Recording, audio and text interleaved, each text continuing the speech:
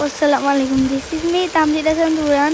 তো আজকে ইফতার আইটেমে আমার মা অনেক কিছু ভেজিটেবলস, তারপর চিকেন স্টিক অনেক কিছু বানিয়েছে।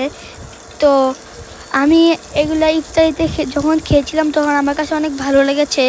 তো এই যে দেখতে পাচ্ছেন যে এই চিকেনটা আমার কাছে অনেক বেস্ট লেগেছে। তারপর তারপর আমার ওর কাছে অনেক মানে এত ভালো লাগছে যে আমি বলে বুঝাইতে পারবো না। আমার মার হাতের চিকেন এত মজা যে আমি বলে বলতে পারবো না। যে আমি যখন এই চিকেন ফ্রাইটা রান্না করতেছিল তখন আমার গ্রান সুখে এত ভালো লাগছে, কিন্তু আমি কি করবো, আমি তো রোজা ছিলাম। আমি তো যদি রোজা না থাকতাম তাহলে তো আমি এগুলো গপ গপ করে খেয়ে ফেলতাম। তো এই যে দেখছেন যে